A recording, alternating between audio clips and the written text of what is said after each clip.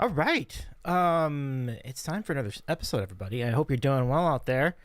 Um, Boy, what an exciting round of the NBA action to recap. I'm looking forward to this. Let's do the thing. There we go. Oh my goodness. I'm excited. Let's go. Let's make things happen, everybody. Oh no. Let me push this button again. Ah. Okay. Take two. There we go. Got it. Hey, got it. I got it. My goodness. Hello everybody. Welcome to the Sandwich Corner, our special YouTube companion program that airs between all of our sandwich shows over on Twitch. I am Dave Medina. You know me as Davey is eating a sandwich on all the different platforms, and it is nice to see you, everybody, on what is my birthday week. My birthday's in a couple days, but we're having a fun time. And well, tonight no agenda, just hanging out, chatting about NBA, and scheduling two shows. So 2 sandwich corners for the price of one. We will have a second sandwich corner this week on Wednesday night at 9 o'clock Eastern when we bring our golf panel back together to talk about the PGA Championship, which was a really great tournament. What a riveting show, but also with some unfortunate, some really tragic and unfortunate and bizarre happenings happen around the event. So all of that coming to you on Wednesday with Mike and John. Should be a really good show. And it's a really good show tonight too. So we're glad to have you back here, and it's a good time. I mean, playoffs are in full swing in both the NHL and the NBA, and the NBA just completed its conference final round. What a round it was. It was an amazing time. Just some big upsets. The Pacers went out in Game 7 and they thumped the New York Knicks in their Game 7 yesterday. And also yesterday, the shocker of shockers, a 15-point, and maybe more than 15-point comeback by the Minnesota Timberwolves between the third and fourth quarters in what will go down in history as just a monumental upset of the defending champion Denver Nuggets. But we're going to talk about why we feel like the better team won, and I think Chris will agree with that. So without further ado, let's bring in Chris. Chris, it's great to see you again. Thank you very much for joining us again here on the program. How's everything going tonight? Very good, very good. And may I wish you a early happy birthday. So you're going to do the golf show on your birthday? I think that's the plan. Right? Yeah, a little bit of golf on my birthday. I think that's the plan. I'm going to do that's some fun. Oh yeah. It's a game called Golf with Your Friends. And if you've not seen it before, you can go to twitch.tv/Davey's Eating a Sandwich. All of you listening tonight, and check some of our past Golf with Your Friends streams. It's really cool. Like, it's just like basically like playing mini golf on the computer, and you can get people to join in from all over the place and host. Oh, nice. Yeah, so it'll be fun. So that's part of our schedule. Lots going on for sure. But yeah, no, it's nice to see you. Thank you very much for the birthday greetings. And it's a nice week to have a birthday. I mean, it's a very busy week too, as you can see. I mean, we had just a massive golf tournament. We've had these massive playoff games. We almost had 3 Game 7s. So we were kept from a Game 7 because Dallas was just that good. And we'll get to that series, but what an exciting game that was between them and OKC for Dallas to close out the deal. But it was really close. Like, it went back and forth. One of the best games we've seen all year, really. Like, it was a great game. So yeah, Chris, it's a great time to break this down. We are sending our best to Tommy too. Tommy has wanted to be in and on these shows as well, but we're thinking of Tommy and the family and their family. Hope they're hanging in there. But yeah, Chris, it's some incredible stuff, and all while your Celtics are just hanging out, just having some pina coladas and just watching everybody else beat each other up in the rest of the NBA. Like, it's got to be an incredible spot for the Celtics, right? Well, hopefully they're not drinking pina coladas. Hopefully they're prepping for the next round. But I just want to echo that sentiment to Tommy and the Kiernan clan, and I hope there's some comfort in your lives at this time. Yeah, it's difficult. 100%. So we're all thinking of you, Tommy. I mean, Tommy's been a part of this show for a long time, like all the way back to the beginning. So 15 years actually of we've known, at least 15 years we've known each other, maybe more. I think the anniversary of the board is actually coming up. Like it's like about a month away, which is kind of. Is that right? Yeah. June 18th, I think, would be the 15th anniversary of the board as we've known it. Wow. Yeah. I've known you guys that long. It's crazy. I know. It's pretty, and some people longer because like the original, the old board, the OG MikeFrancesco.com is even older than that, but that wasn't around as long. But I was on that one too. Were you on that? I was on it for a little bit, yeah, because I joined that in 2008, and then the mods that were running it at the time were just overstepping their bounds, and everybody left to go to the quote new board. There were actually two new boards. There's one that was like, yeah, there were two. But the one we settled on was the MikeFrancesco.com, and that ran for. It's still running technically, but it was a great place for a while, and it was where we've all gotten to know each other. So, I'm privileged to call you friend, and I'm glad we've gotten to meet each other in person over the few years that we've known each other. A couple of times, yeah. Oh yeah, 100%. Yeah. So back to basketball. You want to talk about where do you want to start, Dave? Oh, well, let's start. We're going to start in the East because there's not a lot to recap in the East because the Celtics series was over when we did the last show. So we'll just go right to the Pacers Knicks series. I don't remember if we did the podcast before Game 6. We did have our predictions for Game 6, and it was a really interesting situation. I definitely thought that the Pacers were going to bounce back a little bit in Game 6. I certainly thought the Knicks could win. I think I even took them. But I'm not surprised that the Pacers held their home court. I mean, they always play great at home, and so they took care of that game. The real surprise is Game 7. And again, we've gone over this. I mentioned a little bit of it in the open, but wow, gosh, who would have seen that coming? I mean, what would you attribute these two wins for the Pacers? I mean, you go from facing elimination to cruising to a conference championship victory at the Garden, which is just not something that you would expect. And the Pacers are definitely the team that can do that. You got to give them a lot of credit. I mean, so many people have been playing well for the Pacers in the series. So let me just give you the floor on this. I mean, the depth seems to have won out here, Chris. Yeah,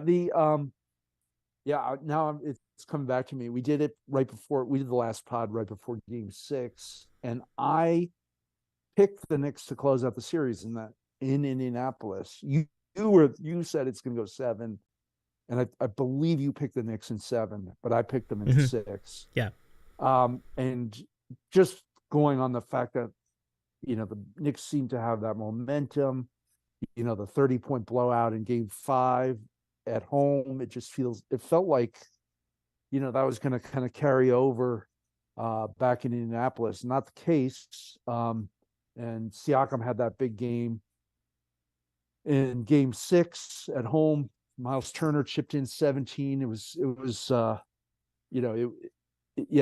But to get back to your question, the injuries really sunk the Knicks. I mean, you lose OG in Game 2. Brunson had that ankle injury, and seemed to bounce back fine from that. But then Josh Hart had the abdominal injury in Game 6, and he couldn't. He was shaky and just seemed to be passing up layups. And easy buckets. You could tell he wasn't 100%. And I think Game 6 was the one where McBride stepped up and had a nice game, but they were just running out of bodies, to be honest, to the point where Alec Burks was playing big minutes and actually chipped in and had some nice games there. But it just everything kind of fell apart in Game 7. They tried to bring OG back. He was a starter in that game, as Mike Francesco said. The Knicks tried to gimmick that game, and OG, you could tell from the opening tip, he just didn't have it. Just looked really slow, and with the hamstring injury, that's not one that generally you come back very quickly from. So yeah, they just, the Pacers, when they get ahead of steam and they get a lead, they're tough because they're very aggressive on offense. We've talked about their pace and how I think they led the NBA in pace, and they're very aggressive. And when they get a lead, they're tough to beat. And that's pretty much what happened. There were moments where it looked like the Knicks could come back and take a lead, or at least come close. And there are a few instances where they cut the lead to. I think they might have had like a 5-point deficit at one point, and then the Pacers would go on an 8-0 run. This is in Game 7, sorry. And so yeah, it was it was a tough way to end the season. But the Knicks, they showed a lot of heart. They, it was a fun team to watch, even as a non-Knick fan. And, I was talking to some of the guys on Discord about it.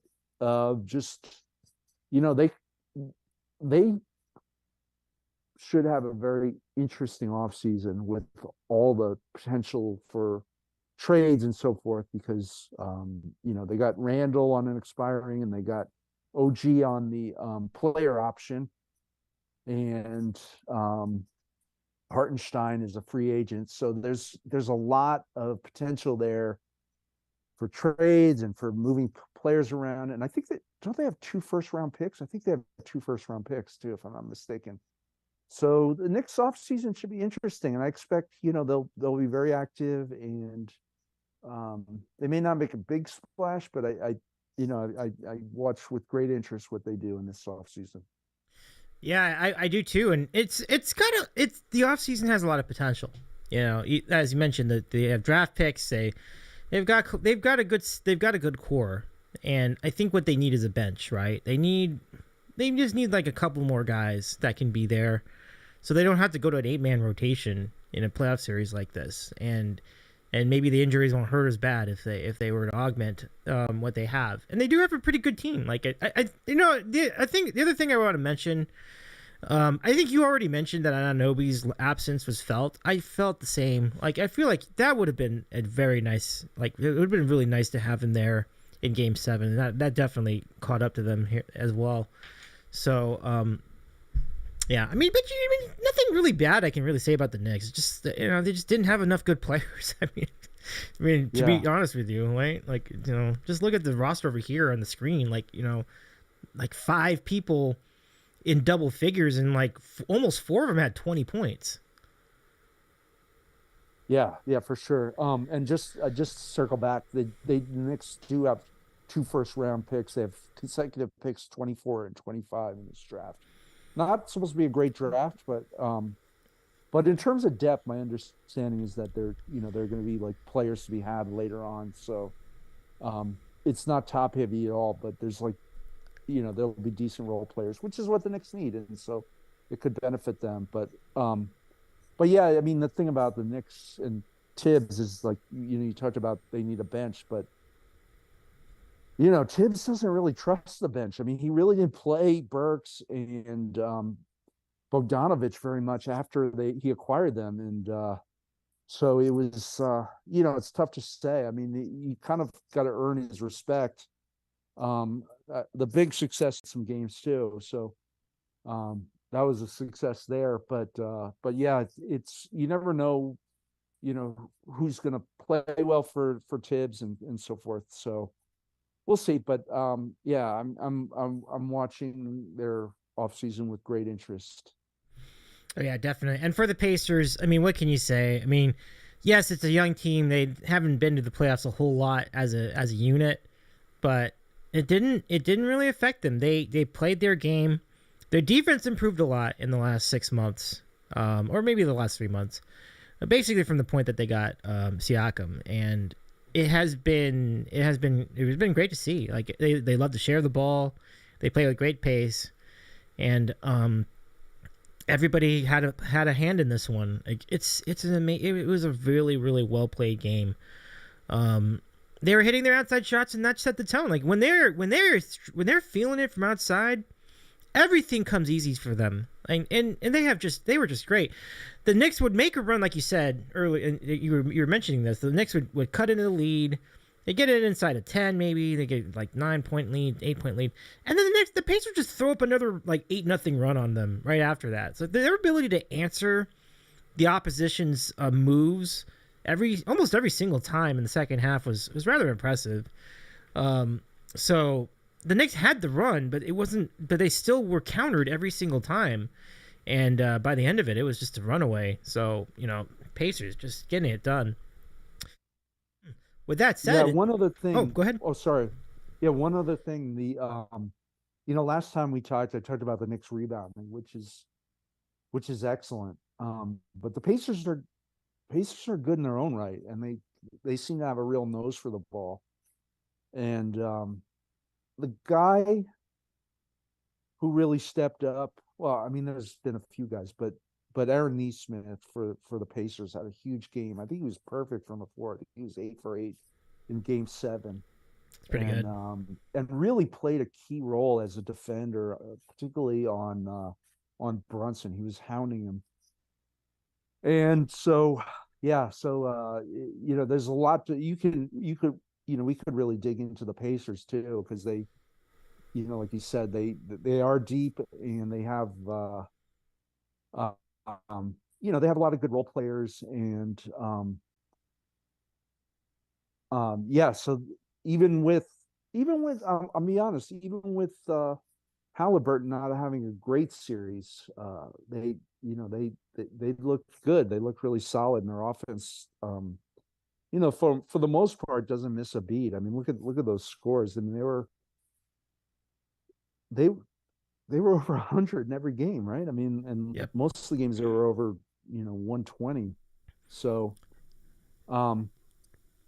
so I think I think they're gonna be a tough matchup for Boston. We can talk about that later. I don't Oh yeah. We'll have our conference finals previews coming up a little bit later in the show, but it will be a great matchup, and the Pacers are really, really going to be tough for the Celtics, and the Celtics are going to be really, really tough for the Pacers. It shall be a very close series, I think, and we'll tell you more about that a little bit later on in the show. So the Pacers take out the Knicks 4-3. Really, just incredible stuff. I mean, in the end, things we were saying about these two teams wound up bearing out, right? Like, we felt that the Pacers were just there are too many good players on one team. The Knicks had a couple of really great players, and but just like you said, not enough action from some of the people on the bench, and some of that was the coaches doing. You're right. I think Thibodeau's style is to try to really get the most out of of a small rotation. This is kind of like the playoff strategy of like 30 years ago, 20 years ago, maybe. And sometimes it works and sometimes it doesn't. But I think either way, I feel like the Knicks need some help, and the offseason will be really good for that. So we'll see how that goes for them. Pacers move on. And that's it for the East. We mentioned last week that the Celtics took care of these Cavaliers pretty quickly. 4-1, though it was they were some hotly contested 4 games to the hotly contested 1 game, by and large. The only exception would have been Game 1, but otherwise it was a pretty solid series for as short as it was. So let's get over to the West, and again, a lot more surprises. If you thought that was a surprise, we had even more surprises with Oklahoma City. Yeah, I mean, I'll tell you what, with the Mavericks beating the Oklahoma City Thunder 4-2, Game 6 was the final game of the series, and really, the Thunder didn't win the game, but it wasn't for lack of trying. That was an amazing game. Like, you just kept seeing all these lead changes, and like one team would shoot and would get a shot, the other team would answer straight away. But in the end, it was Luka and it was Kyrie carrying them, and really to an extent PJ Washington too, right? Because like Washington may not have had the greatest game of his life, but he had some really big moments when it counted, particularly at the free throw line, where he had been struggling throughout the series, but he got him when it counted at the end of the game. And just an impressive win for the Mavericks. It did seem like they were the savvier team here. I honestly am so surprised that this has happened. you might remember, like when I predicted the series, I thought the Thunder were going to blow them out easily. I completely underestimated the Mavs here. So let me get your thoughts on this series to start, and then we'll keep talking about it from there. Sure. Well, to get back to our discussion last time, going into I guess it was it must have been game 6. Yeah. I did pick this one right. I thought the Mavericks would win this series, if I remember correctly, but I did pick the Knicks in the other series. So I appreciate you covering for me, Dave, but I got that one completely wrong. I had Knicks in 6. Yeah. But this one, I thought the Mavericks were going to win. It just kind of, looking back, I think, the size of Dallas, they've got, I mean, even without without Kleber, because Kleber didn't play this series. He got hurt in the last series. I think it was in the final game of that one where he fell on his shoulder. Even without him, they've got so many bigs, and the Thunder just with just Chet really were a bad match. And I mean, I think a lot of the youth of the Thunder kind of showed through. Particularly on the offensive side, it just felt like Shai Gilgeous-Alexander was making shot after shot, and outside of him, it was just kind of anyone's guess. I mean, Jalen Williams and and Chet, as we mentioned, and Isaiah Joe kind of took over from Giddey, who was kind of relegated to the bench, and it just felt like, and this happens on all teams, but it really felt like a disproportionate amount of weight was on SGA's shoulders in the series. And, they've got, it sounds weird to say because they were the 1 seed, but they kind of have their work cut out for them, I think. And they need to, another team that I think, their off season should be interesting because, they have a mountain of draft picks. They've got, but and as good as they were in the regular season, they've got their work cut out for them. I think they really need to get a little bit bigger. And the whole Giddey thing, I think could be a catalyst for a lot of moves. I mean, I feel like he can't be happy, where he was kind of basically put on the bench after starting for most of the season. So I think they have their work cut out for them. The Mavs, on the other hand, look like a formidable opponent. If Luka played great in the last game, or in game 5 especially, and if he's healthy and Kyrie's making shots, and they've got, as you mentioned, Washington. Derek Jones Jr. had a big game in game 6. He was great. They've kind of found a nice balance there. And I love, we talked about last time at the trade deadline, they kind of pulled all the right, all the right levers, and, getting PJ Washington and Daniel Gafford at the deadline were really turned out to be huge moves, particularly in this series. So yeah, kudos to the Mavs. They move on. They face, we'll talk about it. They'll face Minnesota. So yeah, it was a good series, very entertaining. I'm not a Mavs fan though, so I can't get too excited about it, but I think that both conference finals will be good. I'm excited. I'm looking forward to it. Yeah, I think so too. I mean, I really don't have anything to add. I think I have, maybe my takeaway is I've overvalued the Thunder, because really the Thunder had a very similar setup to the Wolves. It's like with the Timberwolves kind of came in, they really hadn't had a lot of experience in the playoffs. And so you figured it could have gone either way. I simply gave too much. I simply gave them too much of a chance here. And then again, playoff experiences is a thing. And I don't want to make it as simple as that, because I think you still are looking at a team with Dallas, which has just had two really great finishers, two players who have been very well. Certainly one for sure in Luka, who has been clutch in big games before. We've seen it every year, and it's kind of what you need in a big spot, especially if the games are close. They got it done, and I think when you have two finishers, two closers. I mean, I don't know. Would you say Kyrie's has been a closer over the years too? Like, it's an interesting question. Like, oh, totally, 100%, man. Yeah. He made, arguably the biggest shot in finals history, and like I still go back to that game where they beat Denver, where he hit that he threw up that left-handed hook shot at the buzzer, to beat the Nuggets, and I think that was in Denver, but I can't remember. It's been probably about a month or so, but that was impressive. I mean, that was like an incredible shot. So I would definitely label him as that, and that's why they're so dangerous, is because they got two guys who can make big shots, and Kyrie's unreal in terms of his talent. Like he can hit from the outside. He can hit from all three, mid range. He's one of the most gifted finishers I've ever seen, and he can shoot from the outside. So yeah, I mean, there's no question that he's a big time clutch performer. One thing I will say though, and I'll leave it till we get to the Timberwolves, but yeah, I mean, I think, like, Mavs are a little bit more of a veteran team, and they showed it, and between their size and their just some of their play up experience,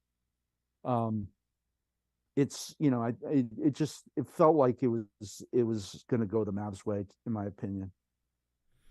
Yeah, I mean, you made that point before the series, before everybody else did, I think, because I'm like, well, I was like, well, maybe the Mavericks had a couple of nice games, but you really felt pretty good about them winning this series after, I would say, maybe even after Game 3.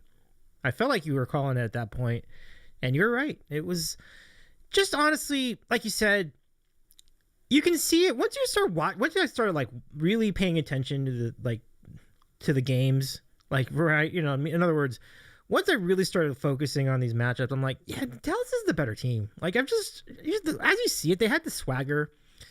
Their execution of their offense is really, really good. And actually, if you think about it, their defensive effort was really great in the series too. So a lot of improvement in that area for Dallas over the course of the season. And as you said, but also, like, the Thunder pretty much just depending on SGA to just have a 40-point game in order to win. And sometimes he had it, and sometimes he didn't. And it's just, I think they need more. I think either they need more, or they just need to grow more together. Maybe they need more time to gel. But definitely a team that has room for improvement. I know you have called out Sam Presti's ability to build around superstars, and it's valid. Like, you mentioned on the Discord how doesn't do a good job of augmenting these great players. And you look at the Thunder, who do they really have to augment players like to augment what they had with the SGA and also with with SGA and Williams, and yeah, it's just like it's pretty disappointing. Yeah, my take was mostly like, you can do the whole, like,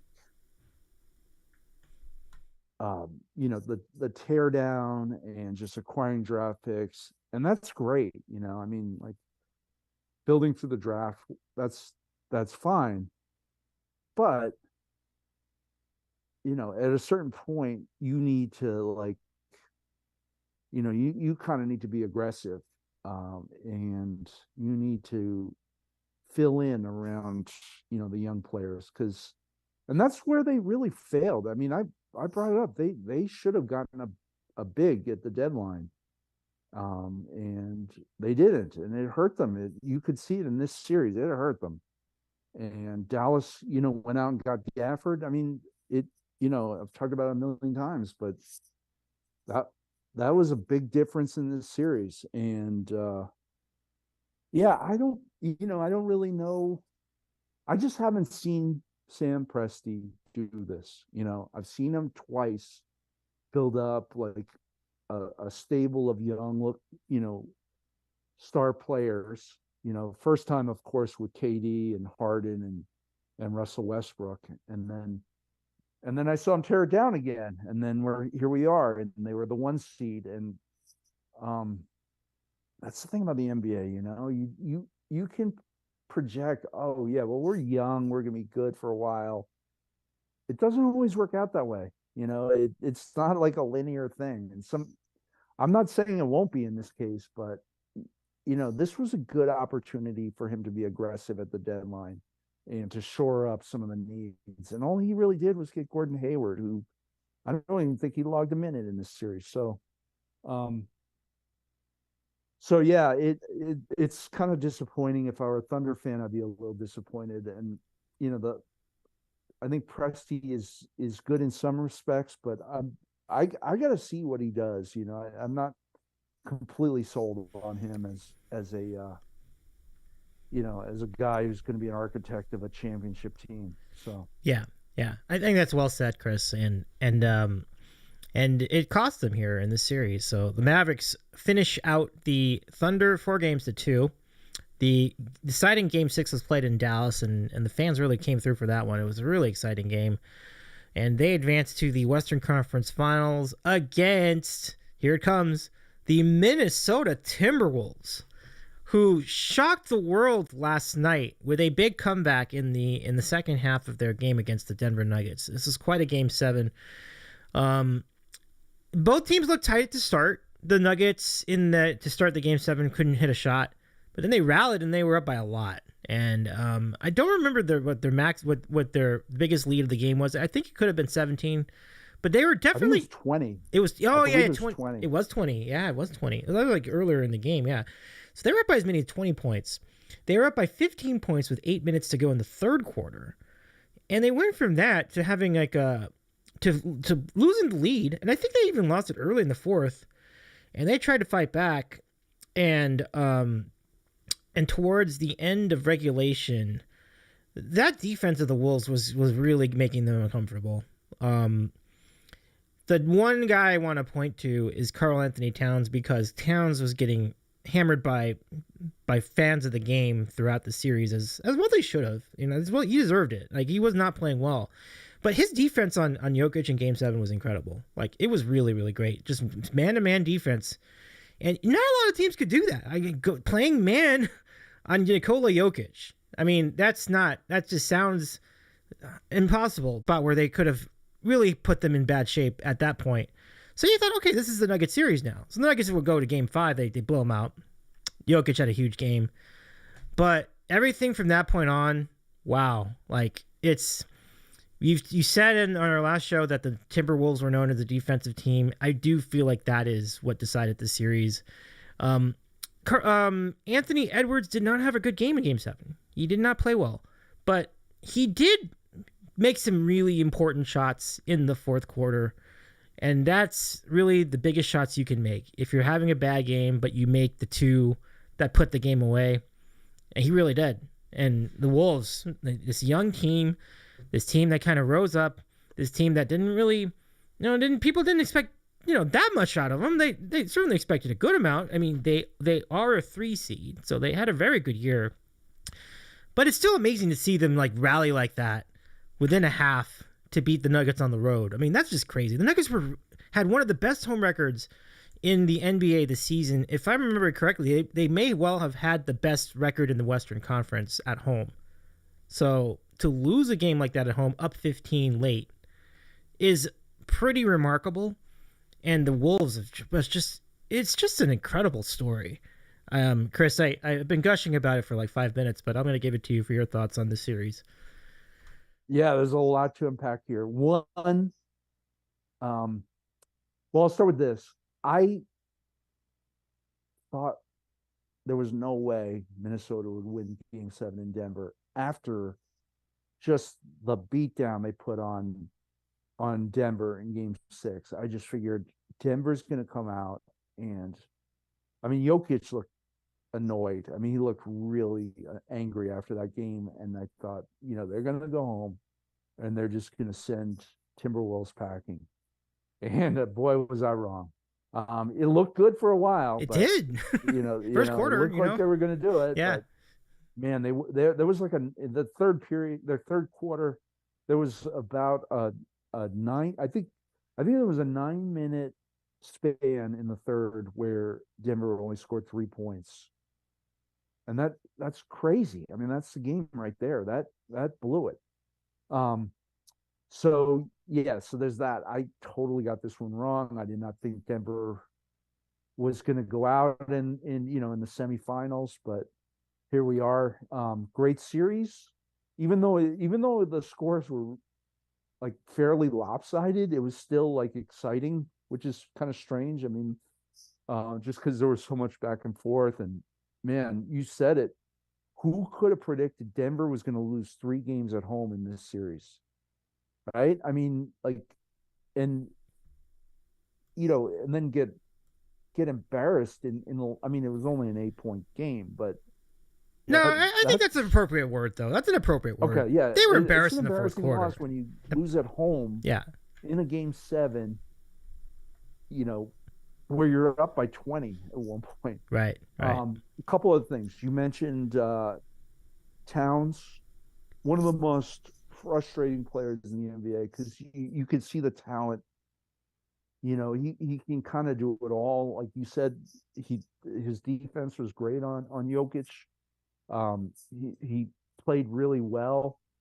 And then in the closing minutes, I'm watching him try to inbound the ball, and I think it was, I can't remember who he was inbounding. It must have been Connolly, and he just kind of threw it off Connolly. I swear I thought he stepped on the line as he was running around trying to get the ball in. And then on the it that actually allowed Denver to score 4 points because Denver scored, the inbounds went out of bounds off of Connolly, and then Denver scored again. So, and I think that brought the lead down to 5, if I remember correctly. And we're thinking, oh boy, here we go. And then who was it? Was it Jaden McDaniels put up a shot and it didn't go in, and then Towns had the putback, and it was kind of an exclamation point on the game. But he's incredibly talented. Uh,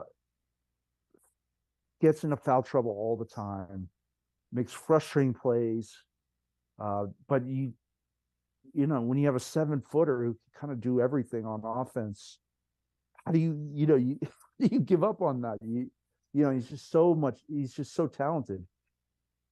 Another thing, yeah, you're right. Ant had he 6 of 24 from the floor last night.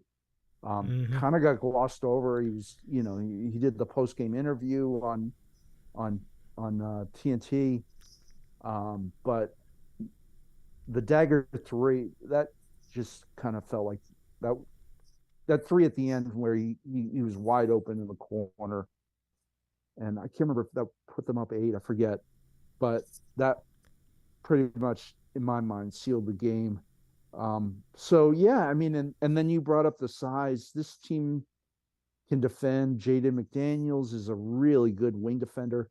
We know what Gobert's reputation is. Towns is a good defender. They've got so much, they've got so much length. I mean, Naz Reid coming off the bench is a menace, and so they're fun. One thing I will say, they're not extremely young, right? I mean, think about it. I mean, I think Ant is 23, if I'm not mistaken. But the other guys, it's like Gobert's 31. How old is Towns now? Towns has got to be up there. Towns is definitely getting up there, right? Yeah. Yeah, he was a while. Born in 95, so he's like he's almost 30, right? I mean, so we've got he'll be turning 29 this year, I think. So, I mean, I'm not saying they're old, but they do have a little bit of veteran. They're not super young, so it doesn't feel like, okay, they're way ahead of schedule, whatever that means. And but yeah, this team, I enjoy watching them. The defense the ability to to guard anyone on the court is really a treat. And I expect they'll. I don't want to. I don't know if you want to get into the next round, but I think they're gonna. I think they're gonna beat Dallas. I really do. I think Dallas's advantages over over Oklahoma City were had a lot to do with the bigs and just they could defend them better. They could defend Oklahoma City better, but they're not going to have those advantages on Minnesota. And I think Minnesota wins this. I'm not sure. I'm thinking it's like a 6-game series, something like that. But we'll see. I'm sorry. I probably overstepped. I went right into the next all right. It's all right. I don't know if you want to get into it now. I totally understand your enthusiasm, though. I mean, it's going to be a really fun matchup. So, no shame in that at all. I do want to circle back to the Nuggets, though, because it's the ending of what has been a really, really good run of Nuggets basketball. One that culminated in a championship for the Nuggets organization, and their first in their team history, at least in the NBA. I don't know what they did in the ABA, but in the NBA for sure.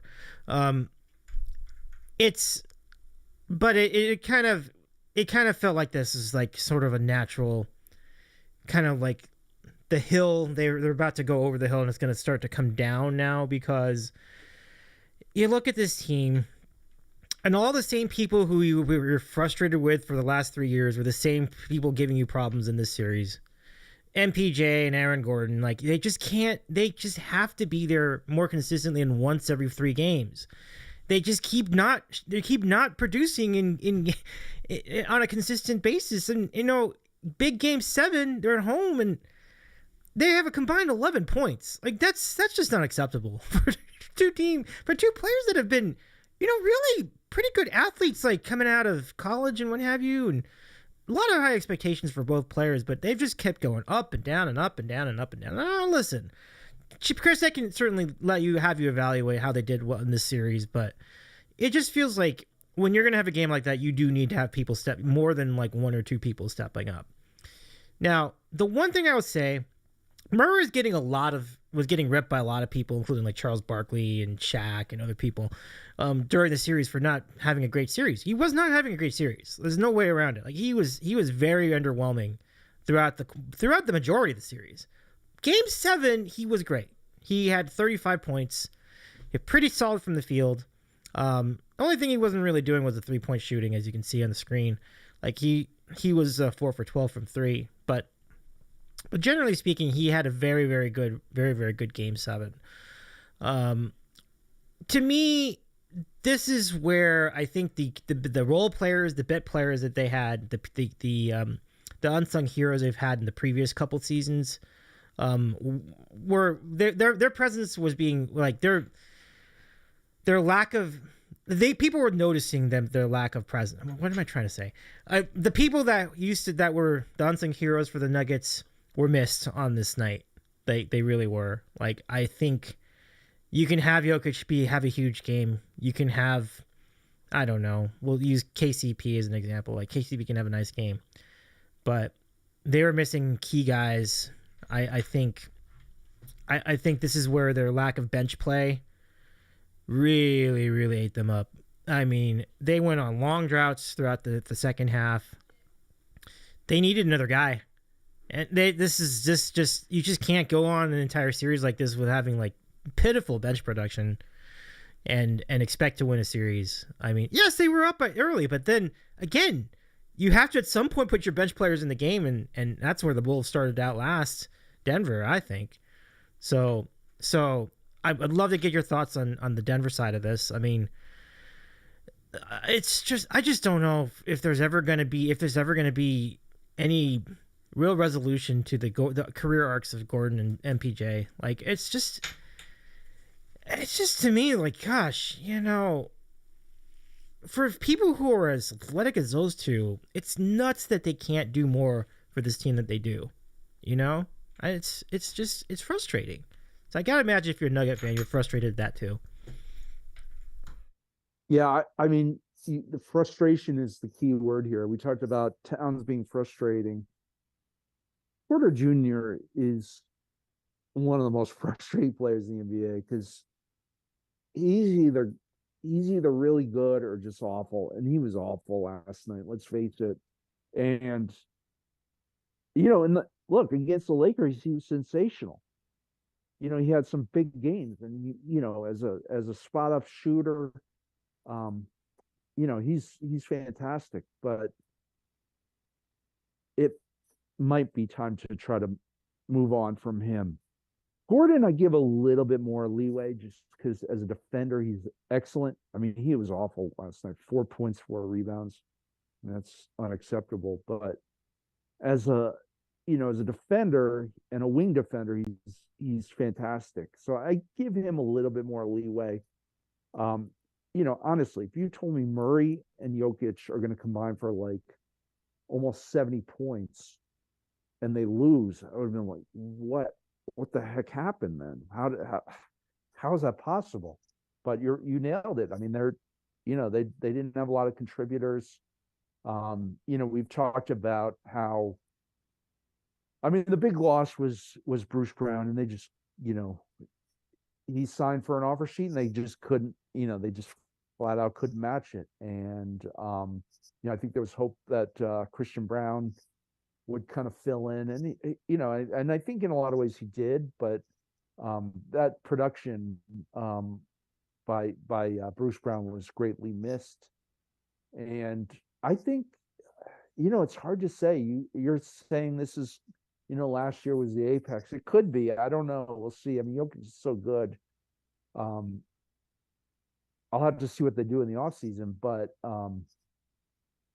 yeah, I think they're kind of hopeful, like with Peyton Watson and Brown, that Christian Brown, that is, that they have some pieces that can kind of grow into like solid contributors down the line. And we'll see. I mean, they're an excellent organization, and I think I don't want to like bury them right now just because Jokic still has prime years left, and but the West is so stacked right now. It's who's to say how long their window is actually, because there's just too many good teams in the West right now, and that's the problem.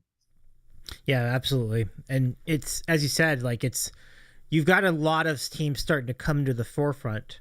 OKC is one of them, and the Wolves are, I would say they're one of them too. It's a good point. It's a good point. So now their competition's starting to stiffen up here in the West. So yeah, the Nuggets are going to have some decisions to make in the offseason for sure. Shout out to the Minnesota Timberwolves fans who were in the building. I couldn't believe that was a stunner in and of itself. Like, there were so many Timberwolves fans in the stands. I was very impressed. They were like booming chants after the game. Me. Yeah, me too.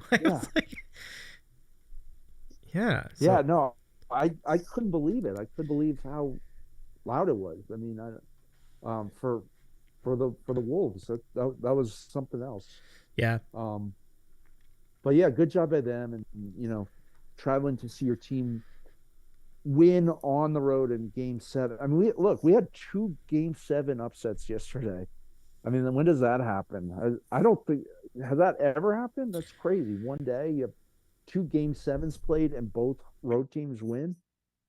But I was just going to say, I wouldn't have the guts to go to a road venue in a Game 7 and expect my team to win. So kudos to those fans, man. They had more. They had some guts to show up in that spot. Oh, for sure. So now that'll wrap it up for our conference semifinal preview. The Wolves defeat the Nuggets 4-3, and as Chris said, an extremely unlikely day. I could even imagine like some people were probably parlayed the Nuggets and the Knicks in like moneyline parlays because like, I mean, they're both at home. They play so great at home. And wow, what a bitter defeat for both people who had that bet too. It's incredible stuff. Definitely not something I would have seen coming, but it sets up some really, really good matchups. I was rooting for Denver in that Game 7 because I wanted to see a Denver Dallas the star power in that series would have been great. But on the other hand, the chance to see more Ant-Man in the playoffs, I think is fantastic. I'm really excited about that. So let's get to it. We have two series in front of the NBA Finals starting in the East. The Boston Celtics, coming off of 5 weeks rest, are going to play the Indiana Pacers starting tomorrow. If you're listening to the podcast, it's probably starting tonight, Tuesday, May 21st. And this entire series will be on the ESPN family of networks. It shall be quite a battle. The Pacers, again, just they live and breathe depth. And the Celtics have pretty good depth on their own, too. I think the big question with the Celtics is, what will Porzingis' health be by the time the series rolls around? And at what point can he enter the series and contribute for Boston? We'll see. Pacers are doing pretty well as far as injuries. And, yeah, I mean, a lot to look forward on both sides. Chris, I'll give it to you first for the preview. Yeah, I as I think about it, what scares me about this series as a Boston fan is the pace, and is all that running up and down the floor. And without Porzingis, a lot of that's gonna fall on Horford, who was great in the Cavs series. He was excellent, especially in Game 5. But he ended up logging a lot of minutes, and as a 37-year-old center, that's not ideal. And part of me wonders if, like, going small in a series like this makes a lot of sense. And I brought up the fact that the Pacers are a pretty good rebounding team, but I almost think, like, having guys who can get up and down the floor more easily might be more critical in this series, which is why I don't know if Porzingis will be back for the Pacers series at all, but I almost feel like he's not as critical in this as he might be against a team like the Timberwolves, who are really big, or Dallas, who's very big too. And so I am interested to see how they approach this in terms of, like, personnel, and whether they run a smaller lineup out there with Tatum at center, as a small ball 5, and just try to stick with these guys. You might have like 3 guards out there. You might have Tatum, Brown, and Drew, and Pritchard, and White, Derek White. Or you could sub in Hauser for one of those guys and play 3 wings with 2 guards with Tatum at the center. I don't know. I mean, I'm kind of interested to see what Missoula comes up with. But yeah, I think, I think the Pacers, we've seen what they can do, and they do run a lot of bodies out there, and as you pointed out, the addition of Siakam really kind of helped their defense quite a bit. But I think, I don't know why I think this is probably going to go like 6 games, 5 or 6 games. Maybe 7, but I definitely I feel like it's not going to be easy for Boston, and it'll be more of a battle than the Cavaliers were. Oh, what do you think? Oh, absolutely. I think this will go 6. I'm probably going to take the Celtics in 6, but this is a very interesting. This really could. I feel like this could go either way, because it just depends on, like, how does Game 1 go. I think this is a really great opportunity for Indiana. I think the Pacers could catch the Celtics with a little bit of rust, and if they can somehow get open for those long range shots, I think they can really make things tough for Boston. So this is a really golden opportunity for the Pacers to steal a game. They've got a lot of players that can score. It's just a matter of whether they'll be comfortable doing all that at TD Garden, where the Celtics have won so many games this year. Having said that, I don't think the Pacers are the kind of team that'd be intimidated by that environment. They already did it at the Garden in New York, right? So it's like, what would make them not do it over there in Boston? So, I think they're going to come out of there with a lot of brimstone and fire. It's just a matter of whether they can find their outside looks early. If they can, I think I think they're going to control that game. And so then it gets really interesting, right? Because then the Pacers will gain home court advantage in a blink. But I still think at that point Boston would still win the series, though, because they can come back fine and take game two. Two teams that have been playing very well defensively in recent, during the playoffs. So I really do think both teams are going to have a real look at this. The window will be pretty wide for both teams in the first two games, and then after that, we'll find out. We'll find out what these folks are made of. I do love the possibilities. You have Halliburton, who's great at making shots in a big spot. You've seen some Neesmith has been really good at making at what he's been doing. I'm going to go back to the Knicks game box score for a second here. Siakam's defense is obviously a big factor. Turner, pretty solid player. I mean, if you look at the center matchup, for example, like Turner versus, and I guess at this point, who would it be? For It'll be Horford. Horford, yeah. It'll be Horford. Yeah. Interesting, because Horford's up there, getting up there in age. I mean, Horford's still got a lot in the tank for someone that old, but that's got a good matchup. That's what I'll say. I'll tell you, it's going to be a good matchup. I don't have a real prediction of who will win that matchup, but it's going to be a great matchup. So, yeah, I think regardless of who wins game one, I think the Celtics will find a way out. But I do think Indiana could win game one. I really think that this is one of those spots where I think they'll probably have a sharper edge going in, and we'll see if they can take advantage of it. I'm just trying to think, like, they played the regular season. I should go look up what the regular season what the regular season score results were.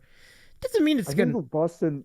I think they faced each other 5 times, and Boston was 3-2 because they had an extra game in the in-season tournament, which the Pacers won. Right. There were some very strange games. There was one game where Boston, I think, scored 150 points on them. Mm-hmm. There was a game that came down to 2 really bad calls, in my opinion, where the Celtics got screwed. One was where Neesmith hit Jaylen Brown on the head. They called a foul, reviewed it. It was in the act of shooting, and then they overturned it, said it was like one of those marginal contact things. And then on the other side, right after that, Porzingis got whistled for a foul, and in the last 2-minute review, they said, well, it should not have been a foul. Wow. So it was pretty bad. I was pretty ticked off at that game, and I remember it fairly well. But yeah, the in-season tournament loss, and that one where I think they were different games, but it's been a few months. Yeah. So I can't remember exactly, but yeah, the Pacers were, for the most part, a pretty good challenge. I don't know that they played each other since the trade deadline. I can't remember. I'd have to go back and look. So I'm just thinking, I don't know that they've actually played Indiana with Siakam, but I could be wrong about that. I don't recall right now off the top of my head. But yeah, I think Neesmith always plays Boston. I mean, always, but it's been 2 years since he got traded from the Celtics to the Pacers in that Brogdon deal. And he always plays like a wild man. So he'll be one to watch. And I don't know what it is. He gets up for these games. And as you said, I mean, the Horford against Turner matchup will be interesting. And like I'm a little worried about Horford logging too many minutes in this series just because of his age. And we'll see. I mean, it should be a lot of fun. Should be a lot of scoring. We'll see. Hopefully, I'm obviously biased. I want the Celtics to win, but I respect what Indiana has done, and it should be fun. Should be a fun series tomorrow night or today, depending on when you're listening to it. We should we'll have a fun game, I think. Yeah. Oh, the other thing I wanted to bring up, you mentioned is the home court. I mean, one thing with this playoffs, this home court stuff, it doesn't feel like a significant advantage anymore. I feel like we've seen so many road wins. Yeah. Going even yesterday where they had 2 in Game 7. That I don't feel like, oh yeah, home court. You just roll the ball out there and you should win. It's just these are much more challenging times, I think. So yeah, I mean, I think you're quite right about that. I think it just speaks to how much depth there is in the playoffs this year, though. And for those of you joining us late, Chris and Georgia is our guest tonight, and we're chatting about the NBA playoffs, and we're in the middle of our Eastern Conference Finals preview between the Boston Celtics and the Indiana Pacers. The Celtics are the 1 seed in the East. The Pacers are the 6, but you wouldn't know the way they've been playing. Like, they've really felt like the player, like this entire playoffs, to the point where you almost felt like they were the better team, and actually, legitimately, they were. Like, with all the injuries that Milwaukee had in the first round against them, like, they were clearly the better team in the first round against Milwaukee. It wasn't even, by the time that series was over, it was pretty obvious, right? So, yeah, you look at that, and it's like, it is a very interesting situation.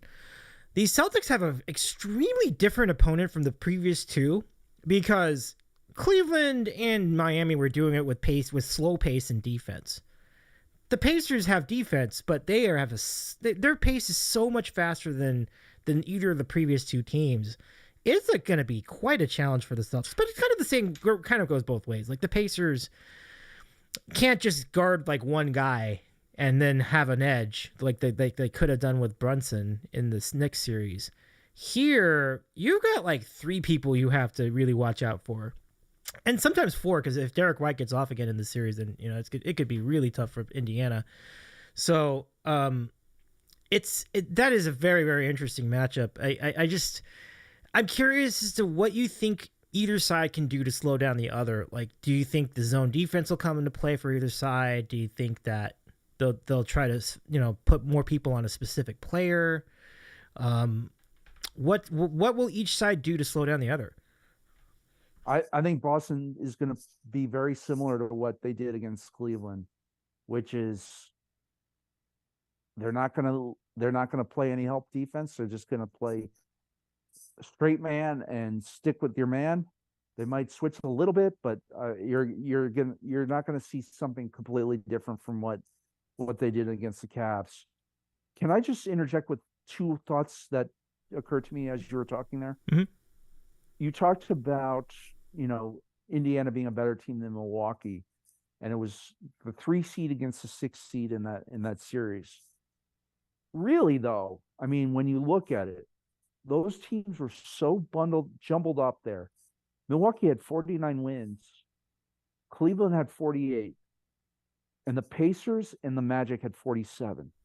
So seeding in this, when you think about it, you're really splitting hairs, Dave, right? I mean, yeah. You're talking about 2 games separating 4 teams, really 5 teams, because the Sixers were also at 47 wins also. Mm-hmm. Yep. So you're talking about 5 teams, and if you want to extend it to the Heat, who had 46 wins, 6 teams within like 3 games of each other. So the seeding is almost irrelevant. I mean, it's just, it's not all that different. I mean, if you want to say Cleveland's better than Indiana, I guess so, but maybe not. I don't know. I mean, they're entirely. I would never make that point. Just to put that out there, like. I mean, which point about Cleveland? No, there's no way Cleveland's better than Indiana. I mean, you can't. I'm just not gonna have that. I mean, they had 1 more win than Indiana, though. Right, for sure. So it just goes to show you that sometimes the records don't tell the entire story of a team, and neither do the seeds. In the case of these playoffs, the seedings don't tell the entire story either. Because one would think, well, this is a lopsided matchup of the Celtics against a 6 seed. I don't really see it that way. I think these teams are pretty closely matched. I feel like okay. No, I just mean in terms of like how their seasons have gone. The Pacers actually had the best record in the NBA to start the year, if I remember correctly. Like, I think they had a really good start. So I think the seedings tend to be deceiving. I mean, surely the Celtics are the favorite team, and they should be favored by a good amount. But I kind of feel like this feels more like a 1 versus the 3. than a 1 versus 6. That was my point. It's just how the standings are so close that it's, who's to say who's a better team between, 3 through 8. They're you're talking about a 3 games separating all those teams. That's all. That's my only point. Oh yeah. The other thing was, shoot, I might have lost my train of thought here. Rats. I can't remember where I was going with this now, but sorry, Dave.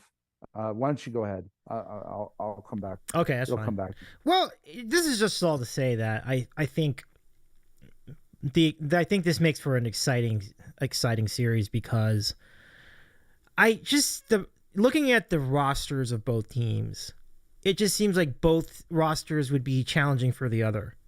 And when you talk about a team that can get 6 players, I said 5, but it was actually 6 players in double figures in the Pacers game 7 yesterday. When you have a team that can regularly get 4 players in double figures and often 5, versus a team that any of two players can be challenging for 50 points on a given night and 20 rebounds. Like, it is a hell of a matchup, and what a challenge for either side. And I think depth is solid on both teams. I think defense at this point would be solid on both teams, and home court advantage is solid on both teams. So I think it's just nothing specific I would point to that would give you the edge over the Celtics, except for one thing. They've done it before. They've been to the finals. They played, like a couple of years ago, they played Golden State.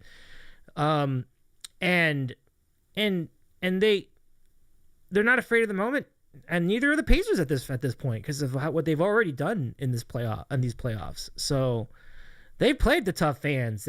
They've scored in buildings with tough fans. They've done a really good job. So the Celtics are pretty solid on the road as well, and the Pacers are likewise very solid on the road as well. So the Pacers are definitely a lot better at home than they are on the road. That's what I'll say. So I think that will probably favor Boston, the road games. In other words, like, who would play better on the road? Well, of course, the Celtics would, because they've already done it. So yeah, that's pretty much what I was going to add to that. Did you find out the other thing you were going to say?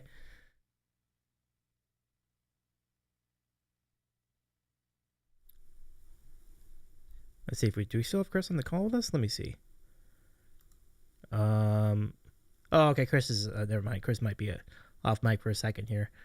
Sorry, I was on mute. I'm totally sorry about that. Yeah, I can't remember where I was going. Oh, okay, that's fine. Put myself on mute. I can't remember where I was going, but I'm looking forward to the series. It feels like the Celtics haven't played in weeks, so excited to get back to it. Yeah, for sure. I definitely could see the game going either way. I mean, I would take Indiana in game 1 just because I feel like the optics line up for them, but it doesn't mean they're going to do it, because, like, again, the Celtics, I think they lost only 4 games at home the entire season, if that, maybe been less. So it's 4. It was 4 exactly. Okay, right. I think it was 4. Yeah. Okay.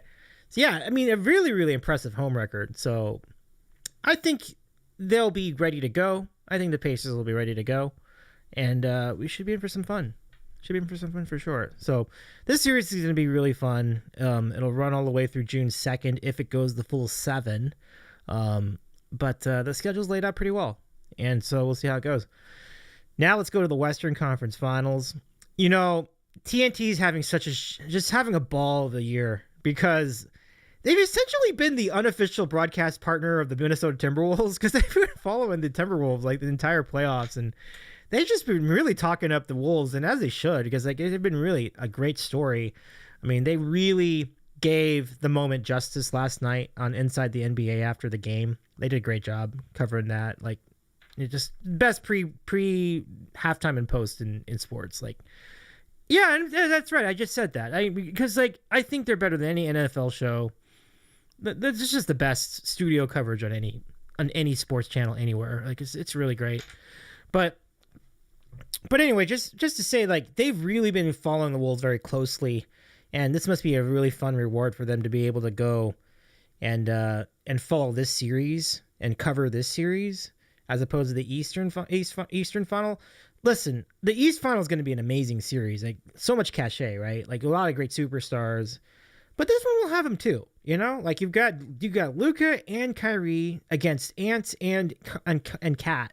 Like that's a hell of a matchup. Like it's gonna be a really really great series. I don't You said you had the Wolves winning. I do too. I I'm not gonna make the same mistake twice though. So I'll take him in 6, not 5. I'll take him in 6 because you can't put away Luka and Kyrie that easily. I think it'll be a really good series. But to your point, Dallas trying to utilize their length on OKC won't be effective here because the Wolves have better length than they do, and so that should probably give the Wolves an edge throughout all the games of this series, however long it goes. But this series will be on TNT, covered by an awesome array of commentators. The aforementioned Inside the NBA crew will be part of that, of course, before the game, during the game, and after the game. And yeah, this is great. This series will start on May 22nd in Minneapolis, and will continue through the weekend. The 2 games in Dallas will be Sunday, May 26th, and Tuesday, May 28th. And then, if needed, they'll go back to Minnesota for Game 5 on Thursday, May 30th. So this is a really exciting time for NBA fans. What a matchup. Chris, I'll give it to you for the preview. Yeah, I already kind of snuck it in there, unsolicited. But yeah, I like the Wolves in this. A lot of it has, I mean, a lot of it has to do with the size thing that we just discussed. But I still don't know what's going on with Luka, because I mean, I don't know. I mean, he's clearly hurt to some degree. How much of it is him, looking to the refs to call fouls more? I don't know, but I'm very suspicious because sometimes he looks like he's been shot, and I don't know how much of that is him grifting for a nice whistle or what. But he's a frustrating player to watch, just because he's so chatty with the refs, and he always seems to be hurt. And in this case, I do think he's hurt, but I just don't know how much. But I mean, that's the thing, though. Like I said, if he's healthy and he looked better in Game 6, or actually in Game 5 and 6, but Game 5 mostly. If he's healthy, they've got 2 guys who can take over a game with Luka and Kyrie, which I think is going to pose a challenge for the T-Wolves. I mean, they have good wing defenders, but yeah, that'll be a tough matchup. And also it'll be worth watching because Mike Conley is, and I brought him up before, I think he's such an important key to the T-Wolves, particularly on offense, because it relieves a lot of the pressure off of Ant, having to kind of run the offense, and Conley's just such a veteran presence here in this particular case. And so I assuming health on both sides, I still really like the T-Wolves, and I think they'll win it, and I think they'll be in the finals, and they'll probably be favored, but we'll get to that later and maybe next week. But yeah, and then the other thing I wanted to bring up was you started out talking about the TNT crew, and this might be the end for them, at least in this format on this particular network. So I've enjoyed watching them like you have. I mean, I don't always agree with them, but they're entertaining and they're funny, and there seems to be a real like friendship and kinship there, and they like to kind of rip on each other, and it's there's a chemistry there that you cannot duplicate elsewhere, and I've tried it on other pre and post game shows, and no one's quite captured that yet. And I suspect even when they move to another network, it's not going to be the same. So yeah, this is kind of the end of an era, and it's really a shame because TNT kind of and the the whole Warner Group, whatever it's called, gosh, they've had so many missteps. We could do a whole podcast on that, but yeah, it'll be sad. I'll miss this crew. And I part of me is like, they do the show in Atlanta, so it kind of, I'm maybe a little biased there too because they're basically in my backyard. Yeah, so. sure. Yeah. So it'll be kind of a swan song for them in a way. Yeah, it's really too bad. I mean, it's very similar to when NBC stopped doing the NBA about, gosh, now it's like 22 years ago.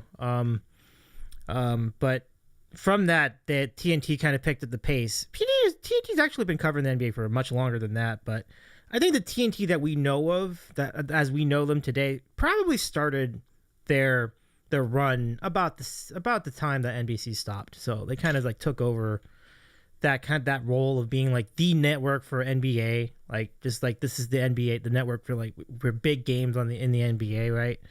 And they've done just a great job over 2 decades. It's just been an incredible run. EJ's great. Chuck has been a kind of like it's been a remarkable story because he's so entertaining and yet can also sometimes make some good points too at the same time. So he's been great for that.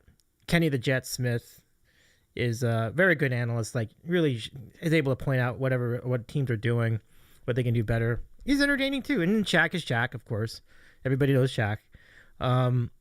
So it's been a good run. Yeah, like a lot of funny moments too, which is I'm gonna miss it too. A lot of people have tried to imitate them, and even the network itself has tried to imitate that format with their other sports. So they try so hard. I mean, I feel like they have the same producers for the NHL that they do in the NBA. Like I feel like it's very similar to the similar production. And I think they also were doing some work on the March Madness because if you ever notice, like the style of those halftime shows are kind of similar. I kind of felt like they were using some of the same like production people for those shows, but regardless, like it's the gold standard for NBA broadcasting, and I too am gonna miss it. It's been and they bring in Chuck to do those college games, on pre and post. So Kenny too, for sure. Yeah, and Kenny too. So there's definitely some to that. I'm not as familiar with the hockey coverage. I have no idea. Who do they have on there? I have no idea. I mean, it's not as good. Don't get me wrong. It's not as good. I don't even know. There's a whole lot of Paul Bissonnette, and sometimes it's Wayne Gretzky, and sometimes some other guy, and PK Subban I think might be. No, PK's on ESPN. Excuse me. I'm watching PK on ESPN right now. Yeah. In fact, on this. On this Oilers Vancouver game, but. Yeah. I wasn't sure. And then baseball, they have like A-Rod and Ortiz, I guess, right? And I think Pedro's in there. Well, yeah, Pedro's in there at TBS. Yeah. Whenever they're doing the baseball. So, really, I don't know if he's still there, but he was for a while. So, yeah, he's good. Like he's very good. Yeah, I like Pedro. So yeah, actually, the Turner baseball coverage is also pretty good overall, especially like surprising. It's kind of sneaky good, but still not on the same level with the NBA. So it's just we'll see where it goes next. I think my only request is like just don't give ESPN more NBA because like they do such a horrible job of covering that sport. Like I look forward to somebody else trying it. Yeah, I don't understand why ESPN doesn't do a better job with this, and it's just like I can't.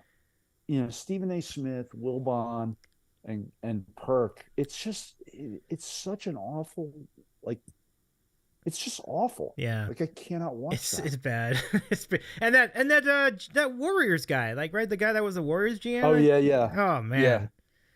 They're the guy that doesn't. I don't think anyone ever thought he would be a TV guy. Like, he's not really doing it for me either. Yeah, I mean, he's just kind of boring, and his whole focus is really on. Well, when I was, running the Warriors, and I don't know. I mean, there's some good nuggets that come out of that, but mostly I'm not that interested. Yeah. So it is a shame. It'll be interesting to see what happens to some of the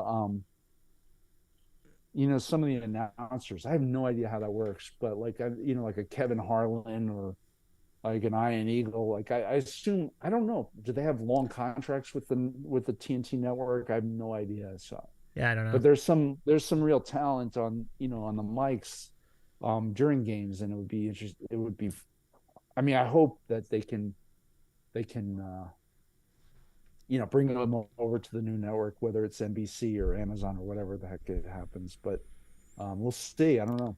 Well, it could work out. I mean, there's always a chance that the entirety of the production just happens to migrate to a different network. And I can cite a couple of examples of that. Actually, TNT is a good example of that because they carried over a lot of the people who were at NBC Sports Network to TNT. So, like, the studio host is Liam McHugh. So he was over, and Kenny Albert was the play-by-play guy. So he used to do it for NBCSN, and so they just moved over to TNT. So it's like, okay, well, I mean, it's a reasonable migration. So maybe something like that happens. I don't know. We'll see. I think if NBC got it back, that would be kind of amazing. But I don't know.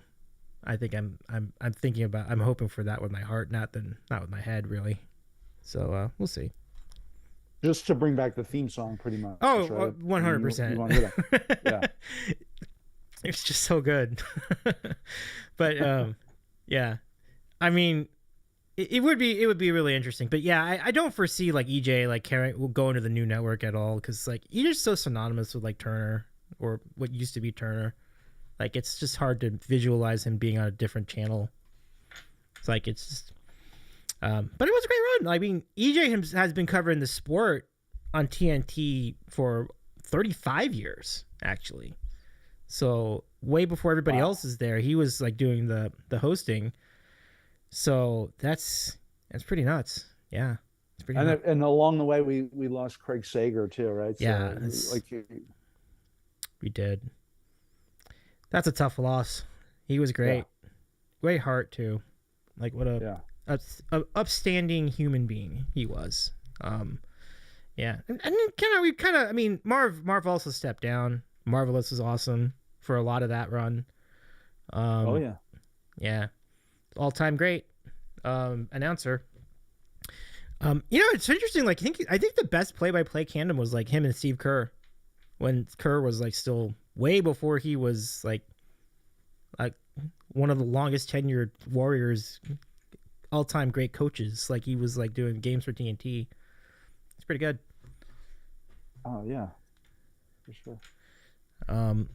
So yeah, I mean, what are you looking most forward to as we go into the conference round, Chris? Like, this is going to be two really good series, and I think there's a lot of potential in both.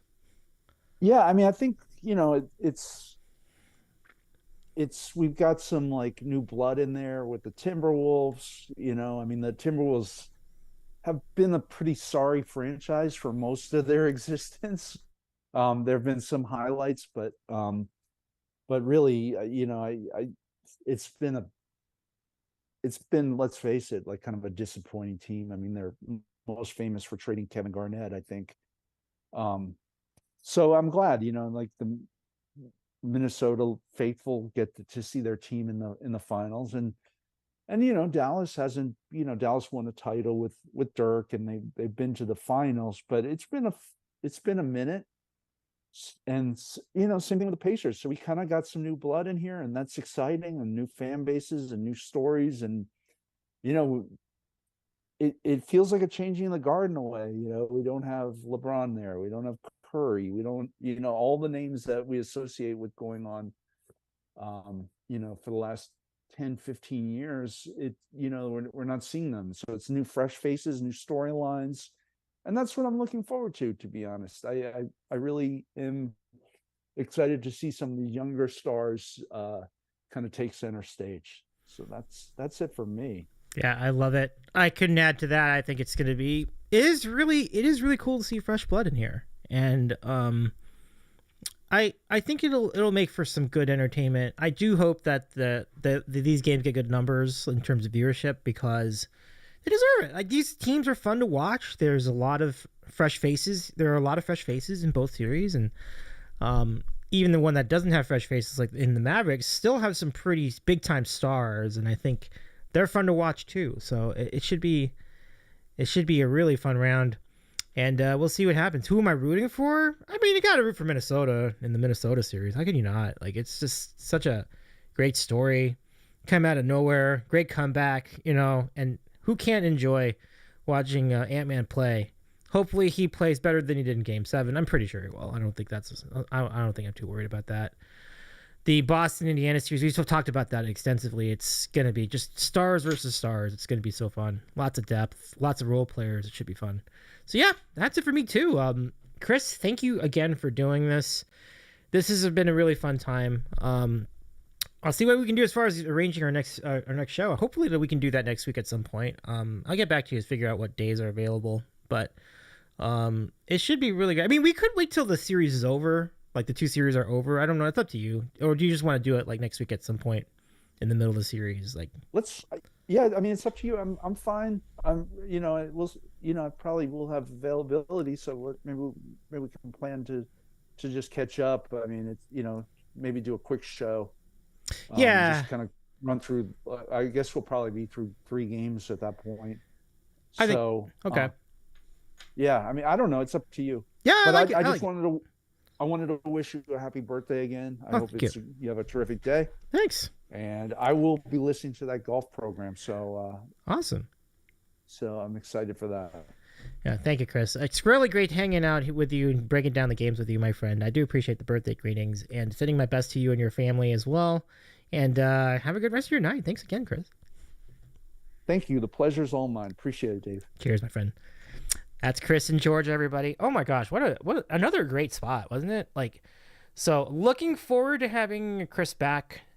Hopefully next week, probably about the same time. I'm projecting it to be either Monday or Wednesday next week. So stay tuned for that, everybody. It should be really fun. Those of you who've been watching us live in chat, thank you so much for hanging out with us as well. We appreciate your live views. They mean a lot. Like they'll help boost our visibility here on the Sandwich Corner. If you've been listening to us on the podcast platforms, thanks again. Make sure to like and subscribe to our program as well. We'll keep going with this next week, as we mentioned. We'll have more basketball coverage in a week as we round out what's happened in the conference finals so far. I will pass along a note that we will be back on Wednesday night from 9 to about 11 with the PGA Championship recap. Mike and John will join us for that. That's going to be right here on YouTube. If you want to watch us live, just go to youtube.com/ we'll go youtube.com, then look for Davies Eating a Sandwich, and we will have that for you. Over on Twitch, we've got a lot going on. We've got an interview tomorrow night or Tuesday night with Marziliax, who is a variety streamer who's also a big fan of music and has does a lot of work for audio visual work for many different events, including conventions and things like that. Check that out tomorrow. It'll be really fun. We'll chat about the recent convention she was at in Chicago and a lot of really cool things out there. On our Sandwich Q&A, that's on Twitch, twitch.tv/Davies Eating a Sandwich. And later in the week, I've got a birthday stream coming for you where we'll continue our 42 songs from 42 years. We covered most of the last 2 decades, and for part 2 of the karaoke show, we're going to go from 2000 all the way back to 1982. So that'd be really fun. I'll be singing a song from each year. That'd be really a good time. That'll be a really good time. And then we're going to do some golf with your friends this week as well as part of the Davey birthday celebration. Hope you've enjoyed this program. Thank you again. I'm Dave Medina. You know me as Davies Eating a Sandwich on all the platforms. If you missed any part of our show, you can catch our replay right here on YouTube. Or you can look for our podcast on Spotify, Apple Music, Amazon Music, and all the podcast streaming platforms. It's been grand. Have a great rest of your night, everybody. And hope you've been enjoying these games too. Enjoy the rest of the playoff action this week as well, including the Stanley Cup playoffs, which have been equally as thrilling. Make sure to keep following those as well. And we're back on Wednesday with our golf recap. Until then, have a great rest of your night, and we'll see you next time.